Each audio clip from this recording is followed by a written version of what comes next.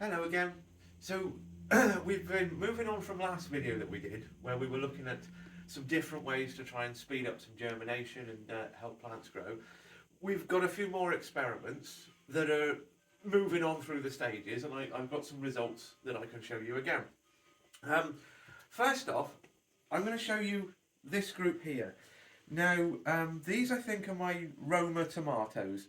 So they're, other people call them like bush tomatoes. I call them single shot tomatoes. The ones that aren't vine tomatoes, but it's not really relevant what they are. So what we've got here is a number of different experiments. Now I saw online that somebody was using copper coil effectively wound like that, very similar to what I was putting on the antennas but tighter, but without the wood and in a circle. And then others were using copper cones. Now, so there were some people that were using sheet metal turned into a cone, and others that were using coils like this. Now, I didn't have any sheet metal, so I wrapped wire into a cone. It took ages. And do you know what? I'm really glad that neither of these have worked. Right? Because it just took so long to put together, and it was such a lot of copper that I'm really pleased that the results for this are pretty poor. So, I mean, if we look down at this one's the control. I put 2 tomatoes in each one, only one's germinated, but as you can see, the control is pretty much as far along as everything else. So, I mean, there's 2 come up in there, two come up, only one came up in that one, but you can see none of them are really any further along than the others. So I'm quite happy to say that in this experiment, with these copper cones that were very badly put together, copper bound circles there, rings that took ages to put together, and they've not made any difference. So I'm really pleased that I tried that and it's not really made any difference, so I can leave that and I don't have to do that again.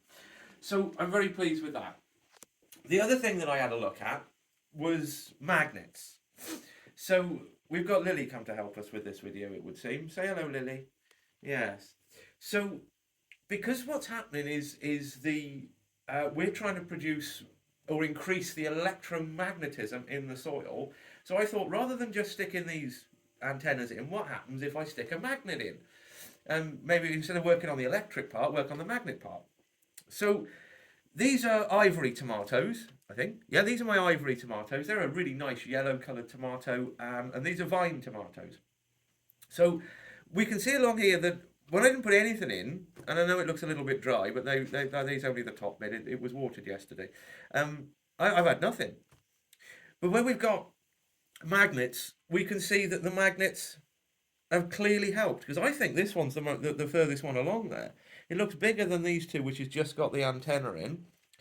But what I was wondering is if I put an antenna and a magnet, and these are round magnets that I've got out of speakers, but if I put an antenna and a magnet, is the effect cumulative, or will I just get the effect? And what I think we can see from here is that it's not.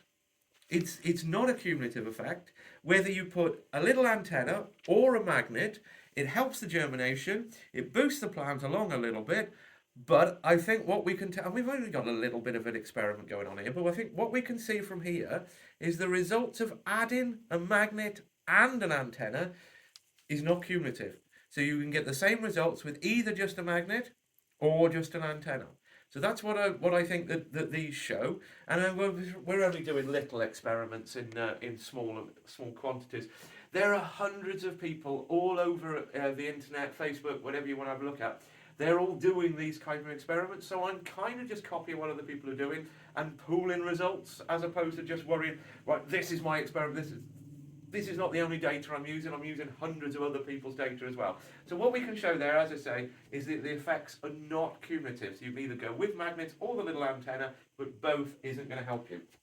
Now, I'm going to take you outside quickly now, just to show you some other experiments that are underway that I'm not happy that we've got far enough that I can say I've got results yet.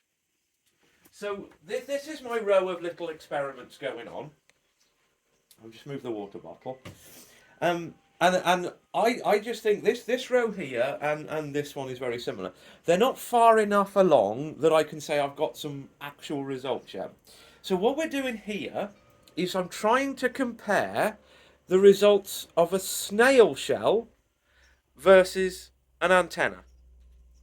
So lots of people online are suggesting that the snail shells does exactly the same as as what the antenna does. So I thought, great, I'll try that and we'll see what happens. And it's difficult to say, but what we can say is, if we look at this tray, these are all Savoy cabbages.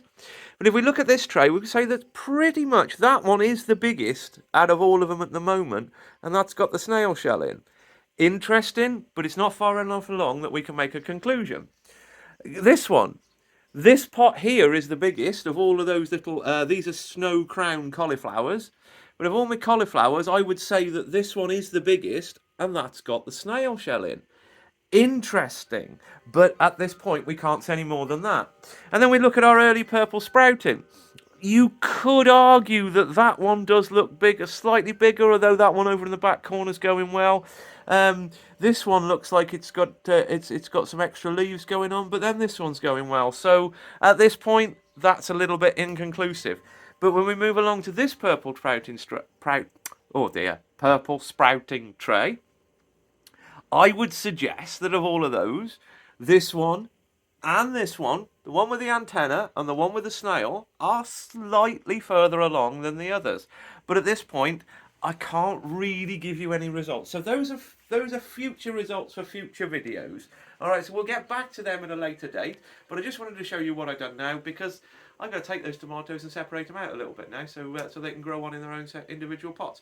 But thanks very much for watching this, and I'll bring you another video fairly soon where we'll have a look at some results from these rower trays here.